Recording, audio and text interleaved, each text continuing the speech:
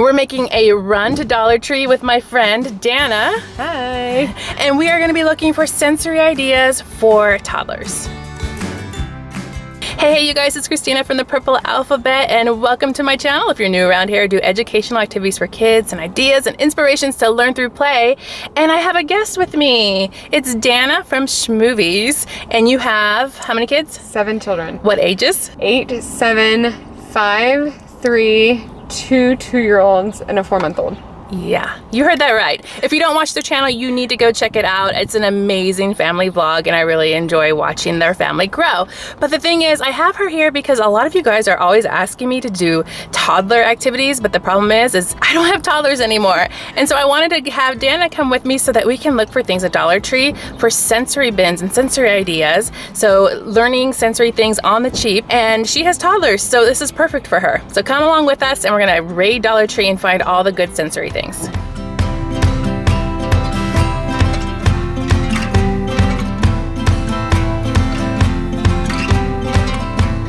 right, so these bins are excellent for putting things in to have just one contained sensory bin. And so what you do is you get one of these and you can fill it up with all kinds of stuff to just play around with, to hide objects in, and it can be like a little seek and find. And it's supposedly will stay in here, but if you work with them and tell them it all stays in here, it will work very well. So similar to using a shoebox or using a bigger container, you can find these in many sizes, but this is the one Dollar Tree has, and it's a pretty good size. You can put a lot of things in there. Okay, so this one is one that I always went to with my toddlers, and it's the Muffin Tin. And what this is good for is sorting and taking different objects and putting them in there different. A lot of times people will put different colored construction paper and they'll do like a pom-pom match and place them in there individually, or you can put numbers, magnetic numbers in here, and then you can put maybe 3 cotton balls in there or 3 whatevers that you have. Super simple. You might even have this already at home. I have tins, but I love those ideas on what to do with them. Yeah. Because I've let them just do some free play with random stuff and say sort it, but to actually have like a number purpose and color purpose to it, I like. Exactly, so it's a really great way to introduce colors or numbers. And then as that gets easier, you can even add a tool. So like tweezers, like giant tweezers or grippers. I think we should check the kitchen. It's been a while since I've looked in the kitchen stuff for fine motor tools. And then it's summertime, so they probably have like the bug tweezers here too. So let's go see if we can find those so I can tell you what I'm talking about. So I'm not finding any new kind of tongs in the kitchen section. I'm just finding really large ones, kind of like this, and that's probably too big. I'm looking for something to fit in their hand, but I did see these scoops.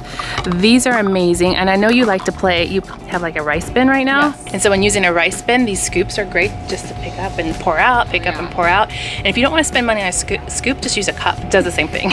Even these measuring spoons, I've always talked about these too. They're just fun to play with because they're different sizes and you can see what fits in one, and they're learning about volume. It's like very elementary volume practice. Those are little ones? Yes. Oh, cute. So these would work really well. These aren't the best quality. I don't know if you can see with the glare on there, but they're little tongs, and these are great for the fine motor. Kind of works like a tweezer would. Sometimes you can find these in the kids teacher section, so we'll have to look over there for those.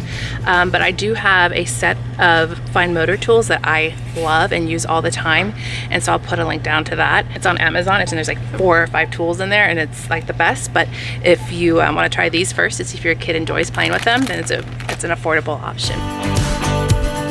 I'm not seeing the tweezers here, so I'm gonna have to put that link down below so you have an option. But I am seeing another favorite that you guys tell me you like a lot. Is this little package here of the foam counting blocks.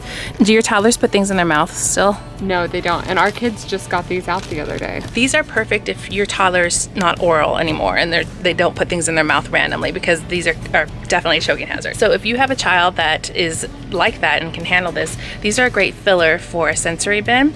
And for $1, there's 50 in here and they're different colors. And then you can also use these with that muffin tin I showed you in color sorting.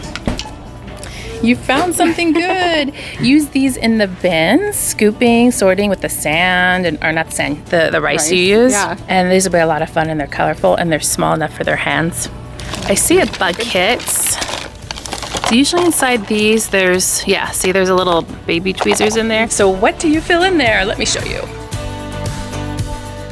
A great sensory bin filler are like these little pom-poms here, especially because here you can get them for like so cheap. Usually at craft stores, these things are so expensive, but a pack of 50 and they're different colors, that's a good deal. And you have to check back different seasons too, because Dollar Tree will come out with like Christmas themed ones or the Halloween themed ones. And so you can vary it up, and then you can also use these for color sorting, and they're great to touch. And if you want to spend a little bit more on it, you can go to the craft store and get different sizes, and it's kind of fun. My kids like to make them feel like they're like ice cream scoops and put them into little ice cream container bowls that are made out of paper, or Dixie cups, and then I'll hide little things in there too. I'm going to show you some things that you can hide into a sensory bin to find.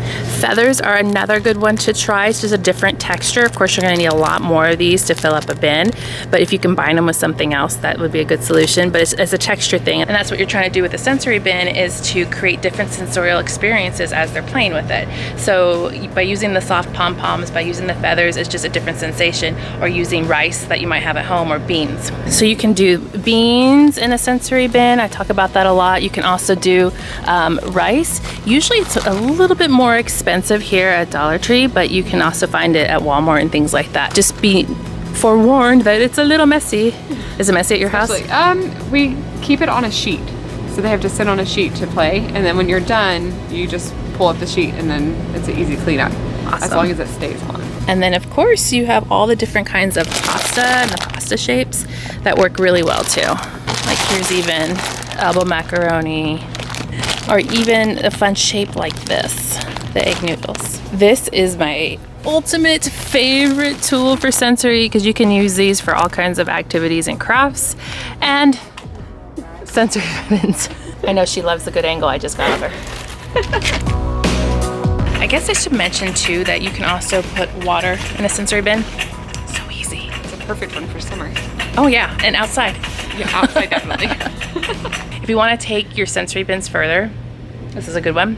Contact paper from Dollar Tree is the cheapest find. Tape it up to a window, stick those pom-poms on there. So look for this kind. This is the clear kind, and it's a huge roll. I mean, this will take you a while to use up.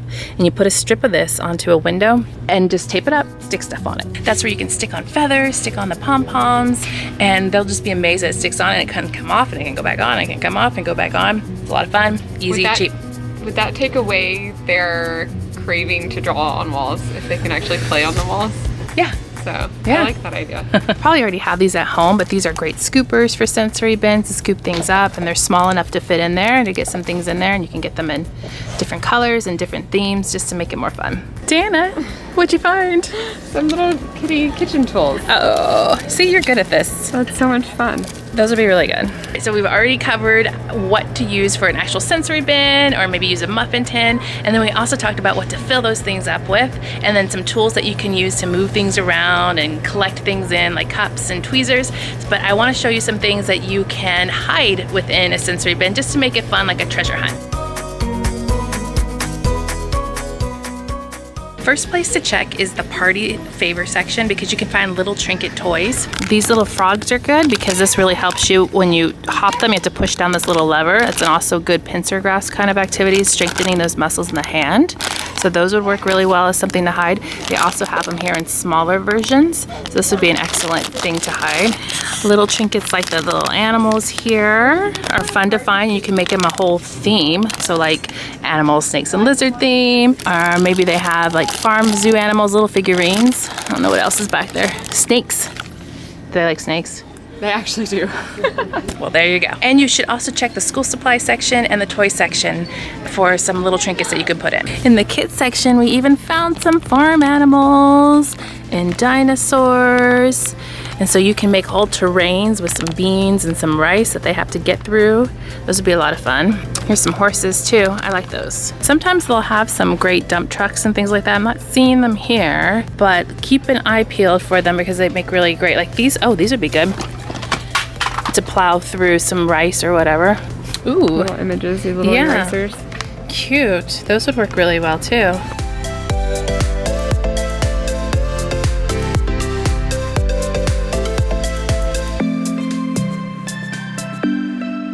So those are all the ideas that you can find at Dollar Tree for sensory bins, very affordably for toddlers. Are you inspired? I am. I really want to just get started on this now. So you have to watch her vlogs to see if she actually does some new ideas with her toddlers, and you can be inspired by that too. Make sure to hit subscribe to see more videos like this and give me a thumbs up to show your love.